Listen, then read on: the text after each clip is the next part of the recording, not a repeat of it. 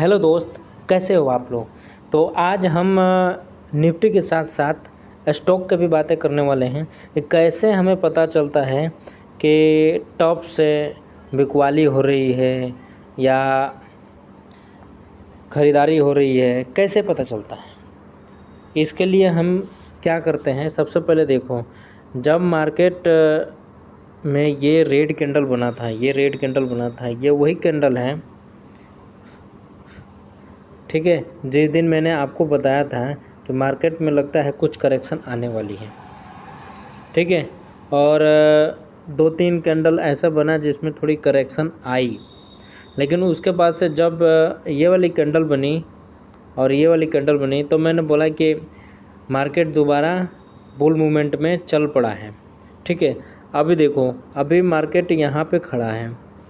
अब यहाँ पे सारे लोग डरे हुए हैं कि पता नहीं ऊपर जाने वाला है कि नीचे जाने वाला है, ठीक है। कैंडल भी देखो किस तरह की कैंडल बन रही है। अगर आप नॉर्मल देखोगे ना तो देखो ऐसी कैंडल बन रही है ना जिसमें लग रहा है कि ट्रेड ही बहुत ही कम हो रहा है। ये देखो इस तरह की ट्रेड बनी है, आज का कैंडल है और इसमें इस तरह का ट्रेड कैंडल बना हुआ है जिसमें लग रहा है कि इसमें जान ही नहीं है, मतलब कहीं का मोमेंटम दिख नहीं रहा है, लोग डरे हुए हैं, ठीक है। और डरे हुए लोग हैं और डरे हुए में क्या होगा, कुछ भी हो सकता है, ठीक है। तो ऐसे कंडीशन में आप अपना लॉस कवर करके चलना, आप उतना ही ट्रेड लेना या उतना ही ट्रेड करना जिसमें आपका मतलब लॉस लगे भी तो आपको ज़्यादा नुकसान ना हो, ठीक है। कभी भी खरीदारी की जाती है तो जब मार्केट में कुछ करेक्शन आ जाती है, 2-3 कैंडल जैसे ये वाला गिरा था, ठीक है, इसमें क्या होता है अच्छे खासे शेयर में करेक्शन आई थी तो वहाँ से आपकी बाइंग बननी चाहिए और होती भी है। और ऐसे तो ये तो निफ्टी की बात हुई। निफ्टी के साथ अब स्टॉक की बातें करते हैं। अगर हमें कोई स्टॉक मान लो कि पिकअप करना है किसी में हमें बाइंग करनी है, ठीक है, सबसे पहले हम लेके चलता हूँ मैं आपको IRFC में, ठीक है। IRFC ये एक सरकारी कंपनी है और इसमें मैंने आपको क्या बताया था, इसमें मैंने आपको बताया था कि IRFC डेली चार्ट पे 50 मूविंग एवरेज पे सपोर्ट ले रहा है, ठीक है। और इसका सपोर्टिंग पॉइंट ये ग्रीन कैंडल था, ठीक है। और मैंने ये बात बोला था कि इस ग्रीन कैंडल के हाई पे आप बाई करो और इसका स्टॉप लॉस, इसका लो, इसका स्टॉप लॉस रहेगा, ठीक है। आपको नहीं पता तो मैं आपको बता दूं कि आपके वॉच लिस्ट में किस तरह के स्टॉक रहने चाहिए। तो नॉर्मल कंडीशन में देखो कि अगर कहीं आपका स्टॉक पता चलता है, कहीं भी वीडियो देखते हो आपको कोई स्टॉक बता दिया तो नॉर्मल आप क्या करो, यहाँ डेली चार्ट के जगह पे मंथली चार्ट लगाओ, ठीक है। अब मैंने यहाँ पे लगाया मंथली चार्ट और मंथली चार्ट लगाने के बाद से ये देखो क्या ये स्टॉक लाइफ टाइम हाई चल रहा है।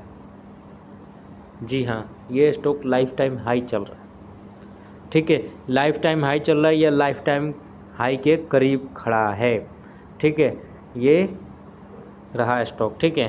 तो मतलब ये इसको हम अपने वॉच लिस्ट में रख सकते हैं। अभी ख़रीदने की बात नहीं हुई है, ठीक है। अब इसके बाद से लाइफ टाइम हाई चल रहा है, हम इसको अपने वॉच लिस्ट में ऐड कर लिया। अब दूसरा पॉइंट ये रहेगा कि अब हमें इसको बाइंग कहाँ से करनी है, ठीक है। तो बाइंग करने के लिए मंथली चार्ट की जगह पर हम लगाते हैं इसमें डेली चार्ट, ठीक है। और डेली चार्ट लगाने के बाद से इसमें ये देखते हैं कि हमारी बाइंग पोजीशन कहाँ बन रहा है, ठीक है। तो बाइंग पोजीशन के हिसाब से अगर मैं आपको बताऊं तो देखो ये मैंने जो परसों का वीडियो शूट किया था ये उसी के हिसाब से मैंने शूट किया था, ठीक है। और इसका ट्रेड करने का तरीका भी बताया, आपका स्टॉप लॉस कहाँ होना चाहिए। कभी भी बाइंग करते हो तो आपका स्टॉप लॉस प्री प्लान होना चाहिए, ठीक है। आपका स्टॉप लॉस प्री प्लान होना चाहिए कि मेरी एंट्री कहाँ है और एग्जिट कहाँ है, ठीक है। टारगेट भी प्री प्लान होना चाहिए, ठीक है। मैंने जो बताया है वो आपको 1:2 के रेशियो से बताया है। अगर आप एक्सपीरियंस वाले हो तो आपको समझ में आ रहा हो कि मैं क्या बातें बोल रहा हूँ, ठीक है।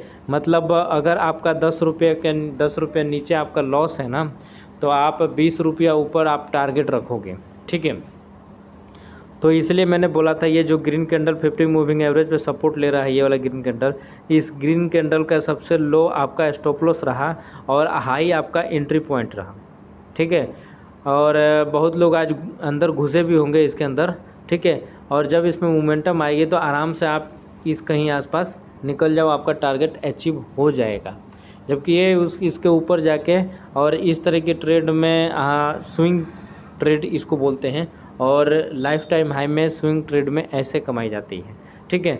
यहाँ पे सपोर्ट लिया, यहाँ पे सपोर्ट लिया, यहाँ पे सपोर्ट लिया, ठीक है, यहाँ पे सपोर्ट लिया, आप हर जगह लगाओगे और आपको प्रॉफिट या लॉस होगा। इसलिए ये कहा जाता है कि आप अपने स्टॉप लॉस काटना अगर सीख जाओगे तो आपको प्रॉफिट अपने आप हो जाएगा। अभी देखो 4 ट्रेड बताया, 4 ट्रेड में कोई भी स्टॉप लॉस नहीं हुआ है, मतलब नो रिस्क, ठीक है। अभी तक 4 ट्रेड हुआ है और उसमें नो रिस्क है। तो इसलिए लाइफ टाइम हाई में जो स्टॉक क्रॉस कर रहा है या करने वाला है या कर गया है, उसमें स्विंग ट्रेड की जाती हैं, क्योंकि उसमें बुल मूवमेंट रहता है। ये बात ध्यान से सुन लो, उसमें बुल मूवमेंट रहता है और इसलिए उसमें ट्रेड की जाती है। तो मिलेंगे हम नेक्स्ट एपिसोड में, तब तक के लिए थैंक यू।